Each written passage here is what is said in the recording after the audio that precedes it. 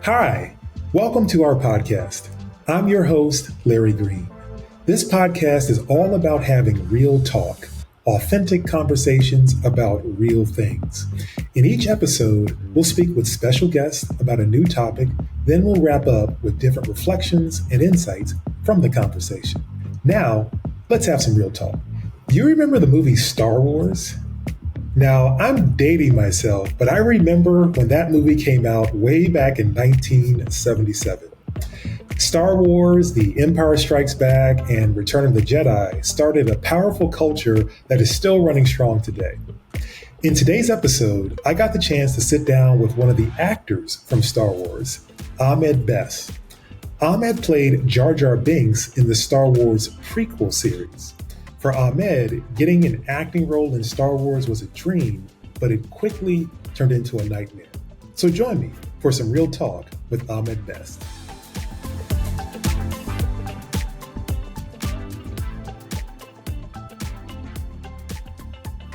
All right, welcome. I'm super excited to sit down and have a conversation with my man, Ahmed Best. Welcome, Ahmed. How you doing, brother? So great to see you, man. So great to see you.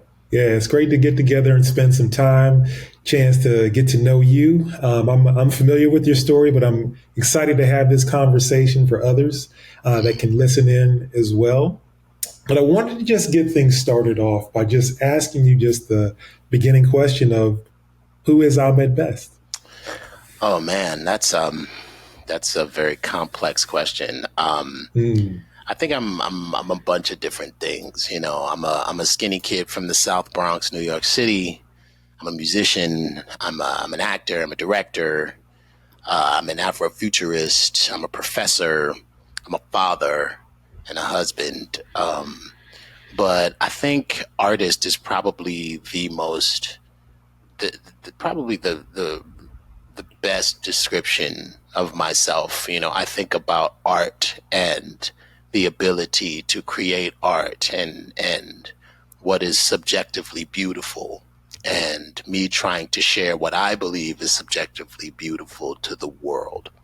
So that's what I call myself as an artist. More importantly, my art is the art of the story. I'm a storyteller, Okay. and I'm a griot, I'm a bard. And I believe that good stories are how culture moves and how we're able to grow as a people, as a society, and we as earthlings, people on this earth sharing this experience, and not just human beings, but every biome on this earth has a right to its dignity. And I think those stories, I try to tell the stories that dignify every living creature on this earth.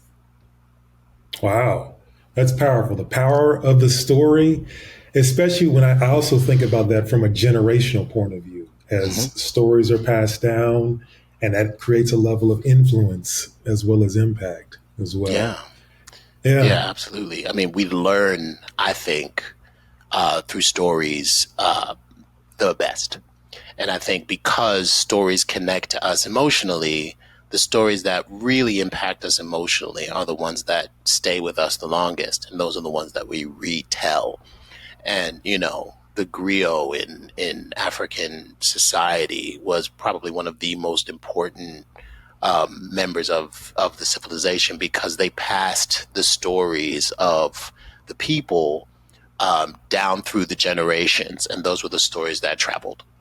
Right. Those are the yeah, stories that moved throughout the continent and throughout the world. So I take being a storyteller incredibly seriously. And it's something that I work on every day. You know, it's wow. something that I practice every day. It's a way of life. Yeah.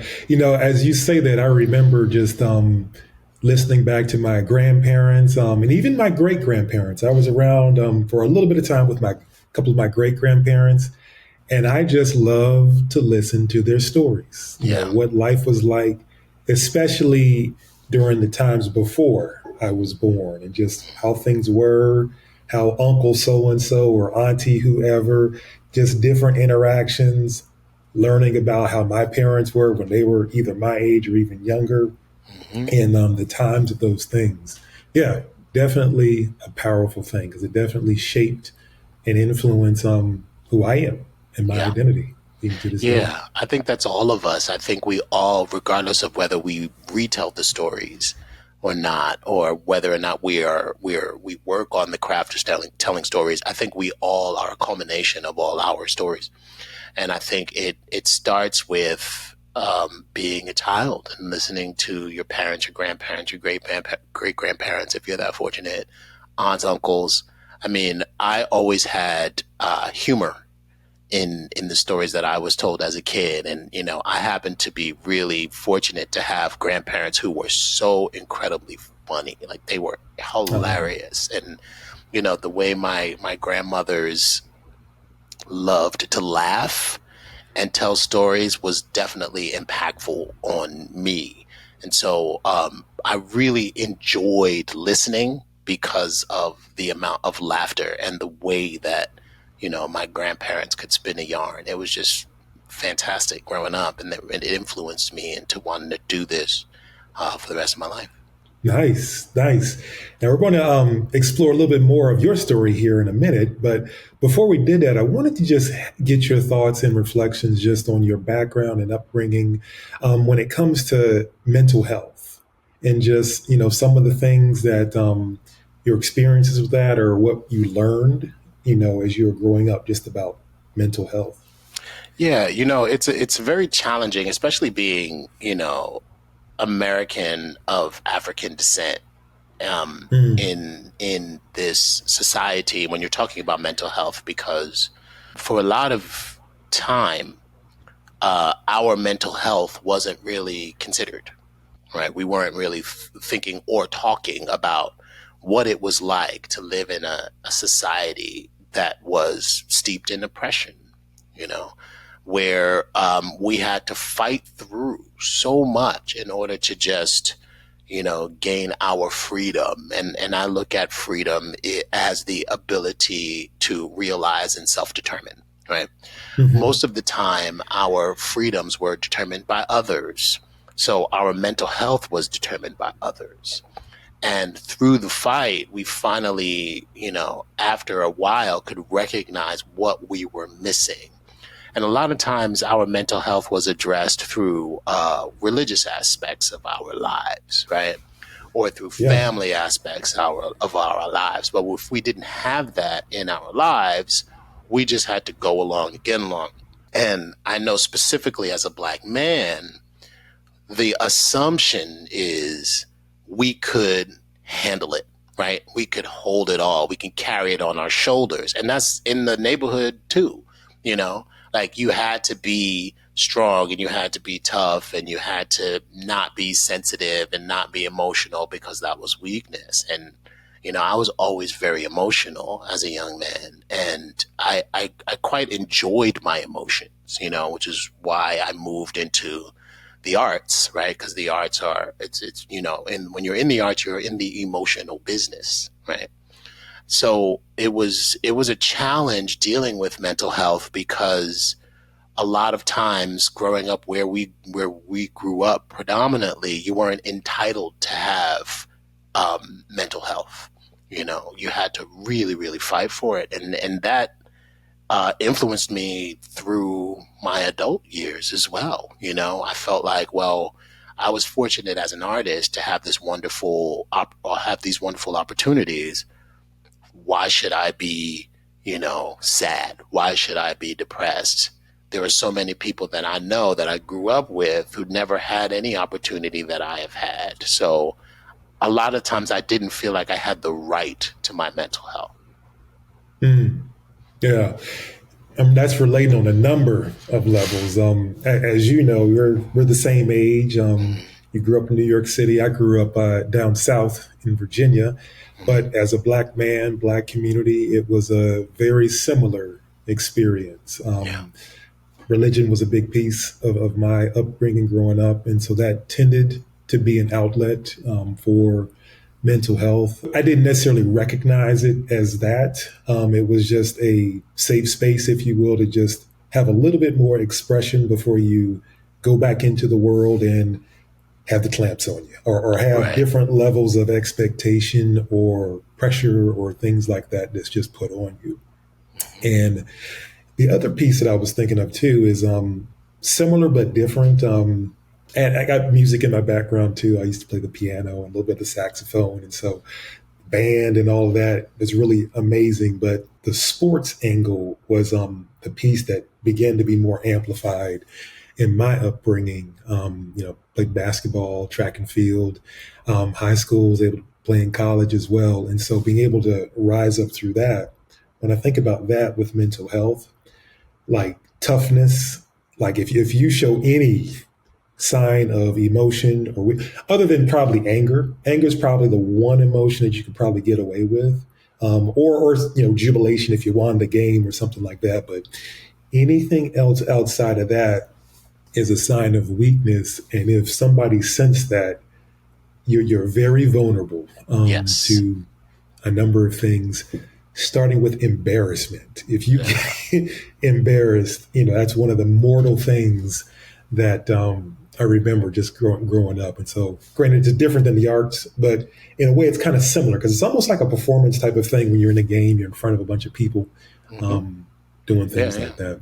It's very similar. Very similar. You need mental toughness. Anytime you're doing anything in front of a group of people, you need mental toughness. And anytime that there is a possibility of rejection or loss or humiliation, you know, and, unfortunately, right now we're living in society where humiliation is a currency, you know, and we, you can make money from humiliating either other people or humiliating yourself. So Mm-hmm. it increases the amount of mental health awareness that we need because we're surrounded so much by, the possibility of shame. And it makes one who is an artist or an athlete a bit apprehensive to share yourself with other people because that could mean your career. It could mean your livelihood. It could mean your life. Mm-hmm. Yeah, it's powerful, dangerous stuff, which is sad, but that is the state of affairs for today Yeah, with the way that it is. yeah, Yeah. yeah. So now I actually wanted to get a little bit more into one aspect of your journey, your story, your career, Star Wars, and just your journey with that. An amazing thing. I remember when Star Wars came out. This is 1977, if I believe, and yeah, Yeah. all that, The Empire Strikes Back, and all those things there. But wanted to just have you just introduce, I guess the first part. I think about your Star Wars experience in two parts, but we'll just talk about the first part right now with the first character that you were in Star Yeah. Wars. So I wasn't in the 1977 versions because that I would have been very young. 4 or 5 years old. I'd have been 4 years old. And that would have been child labor laws. So I was in the prequels, which we shot in 97. They came out in 1999. And I played Jar Jar Binks, which was the first CGI main character in film history. Wow. And at the time, I did not know I was making film history. At the time, I was just trying to keep a job. But it really changed my life in so many ways. Star Wars was my first major motion picture. And working with George Lucas was a dream. And it was one of those things that you could never plan to do. You can't go to college and go, I'm going to work on my George Lucas audition. Like, it's not going to happen that way. You know what I'm saying? So, and it was one of those Yeah. things that just kind of happened. I was doing Stomp on stage, on tour, and I was asked to audition, and I did, and I got the part. And, it was one of those once in a lifetime opportunities.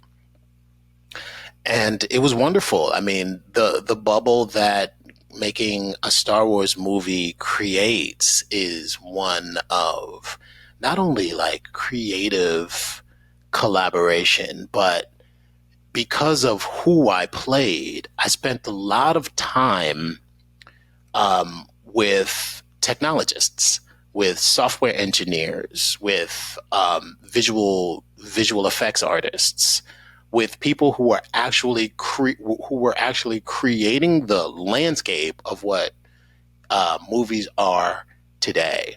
And I was part of that team. I was a collaborator on that team. And even though I wasn't pressing keys on a keyboard, my body was the code for all of the technology that we see in movies today. A lot of it was Wow. created on me. So my DNA flows through all CGI characters since 1999. Wow. You're the godfather, grandfather, the initial ancestor. Yeah, yeah, yeah. I am the, in the Olduvai Gorge of CGI. I guess I'm the Lucy. Wow. Well, that's amazing. So you had that experience, and and I know a lot of listeners or some may be familiar, some may not be familiar, but the result of being Jar Jar Binks in Star Wars, it was two different sides of the same coin. I'll just put it that way. And just wanted to just get your thoughts and just share a little bit about that experience, the good, the bad, and the ugly of it. Yeah, I mean, it was incredibly challenging when the movie came out. And, a lot of the parallels that's going on today with generative AI were happening in Mm-hmm. 1999 with CGI. And it was this fear that all of a sudden CGI actors were going to take over from human beings. It's this, it's the same kind of story of replacement, right?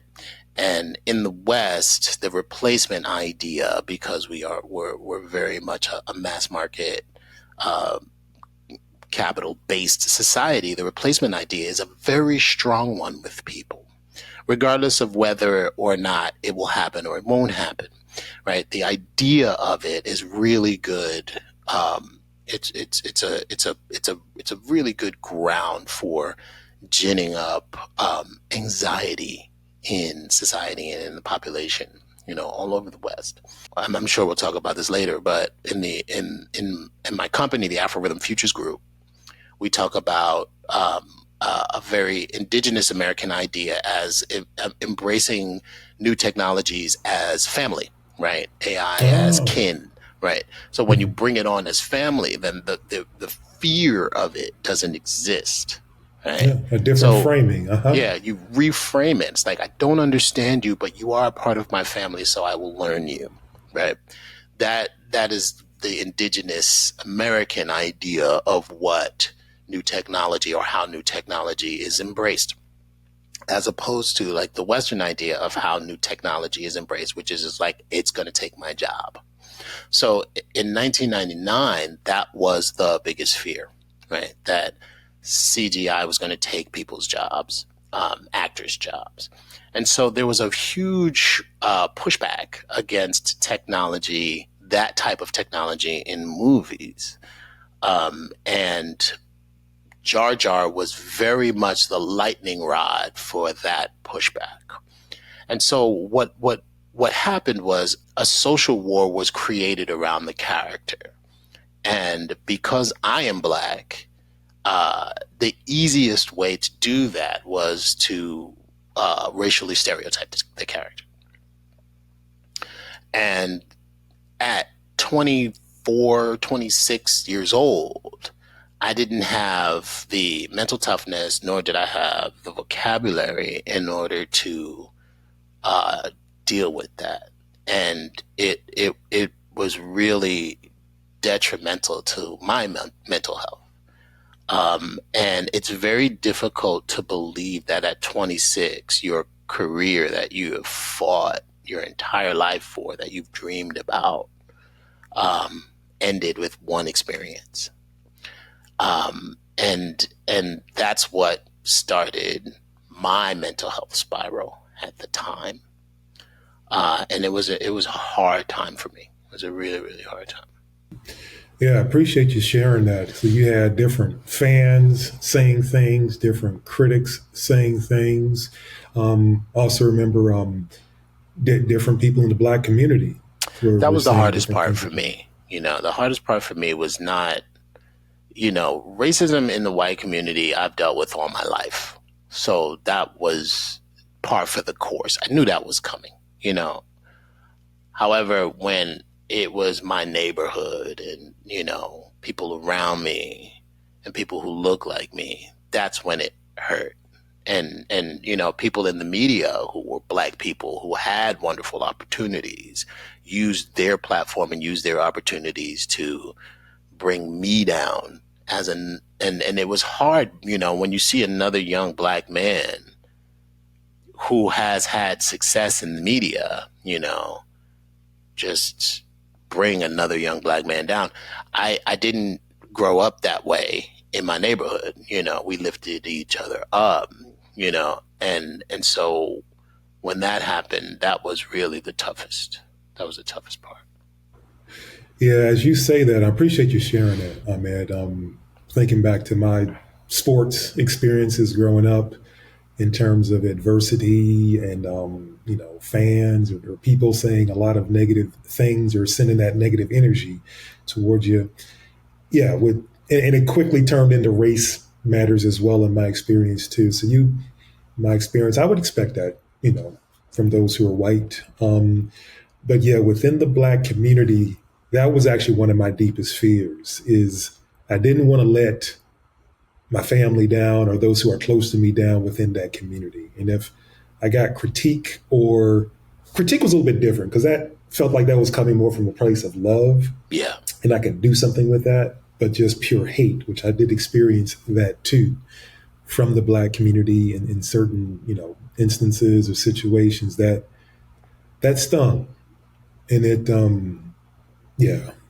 definitely hurt. Yeah, and especially when if your livelihood is creativity, any kind of mental block to stop that creativity is a hindrance on your livelihood. So as soon as you lose confidence in your creativity, you can't It's like survive. The beginning of the end. It's Yeah. it, right?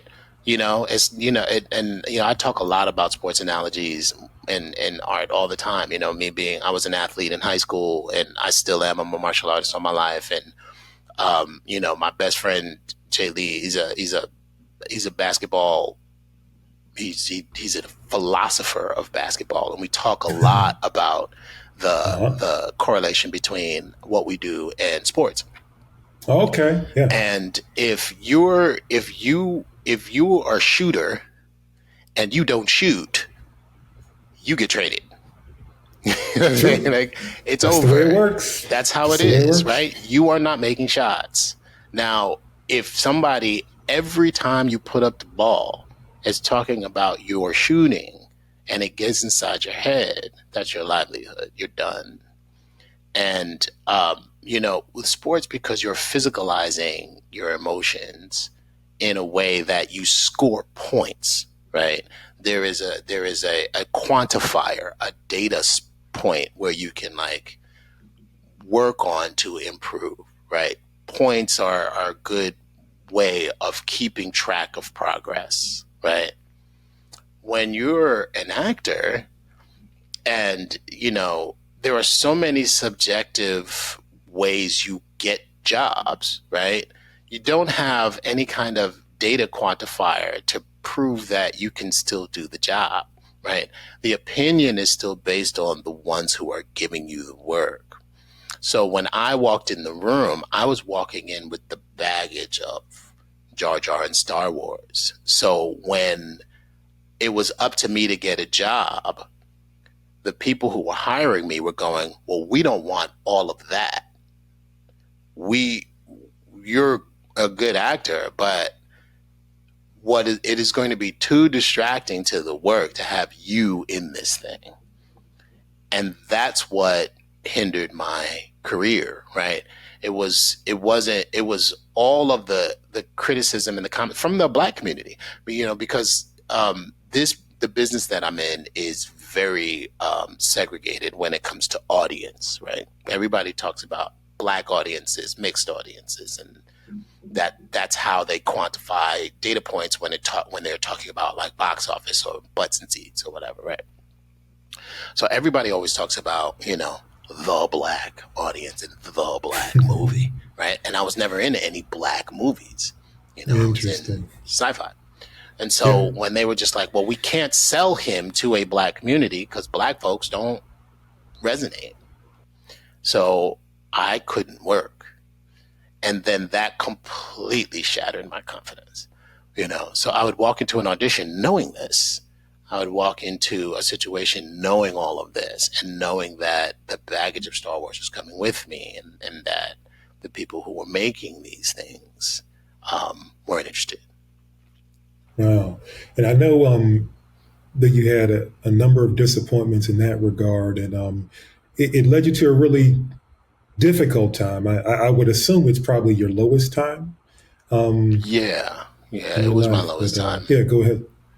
It's funny. I'm a big fan of Buckminster Fuller, who was an architect, engineer. He was a bunch of things, right? And he really a visionary, futurist, brilliant architect. And he has a book that I really love that I think I read a little bit of every day called "I Seem to Be a Verb." I teach at Stanford, and they have the whole Buckminster Fuller library, which I was very excited about. But Buckminster Fuller has a part of his book where he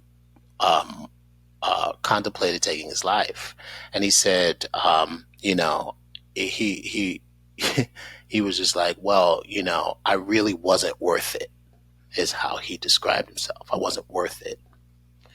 And I really identified with that because at the time, I was very young. And like I said, I didn't believe that I could not see a future, which is one of the reasons why I'm so passionate about the future now. But I could not see a future. I didn't see my value. And because I grew up so very pro black people in a black neighborhood, with this, Same here. Yep. African name. And, my parents were very much, along the Pan-African, like Kwame Nkrumah idea of Pan-Africanism. And, we celebrated Kwanzaa since I was a Oh, yeah, child. And it was Kwanzaa. like, Yeah. we were big into the, Maulana Karinga idea of what Kwanzaa was, and collective Yeah. work and responsibility, and umoja as unity, and all of these things. Like, I grew up with all of these things, and I was worthless to the black community at the time. And so I didn't think anybody would care, really. And B, I was just like, well, what am I contributing to this world other than pain and shame? And that's when I, walked to the Brooklyn Bridge and was just like, this is it. And I really felt like I would be doing the world a favor. Like, I know that sounds a little bit fabricated, but like that's the belief. The belief is I'll just do the world a favor and just dip out of here. I really wasn't worth it. But then, standing on the bridge looking down, and I tell this story quite often, a gust of wind went by and I felt it, and it kind of pushed me off balance, and I caught myself. Oh, geez. And for our listeners, like you were like on like the edge. Yeah, Like yeah. I was, past the railings and all of that. yeah, really out over the water, which if you know the Oof. Brooklyn Bridge, if you're It from was New up in the York, or if air. you ever walked across the Brooklyn Bridge, getting to that edge is not easy. Um, and I don't remember getting there, but I remember getting back, and I was terrified. But I don't remember how I got there, but I do remember waking up. and realizing that if I really wanted to do this really in my heart, that gust of wind would have been all I needed, you know. But because I caught myself, I was like, okay, I must really not want to do this. There's something else, yeah. You know? There's more to the story. Yeah. There's more. I had more in me. Yeah. And I'm grateful that you had more in you, because I know with your Star Wars journey, that's the first piece of it, but the story continues with Star Wars. That was a great start to our conversation. Don't forget to tune in to part 2, where we keep the conversation going.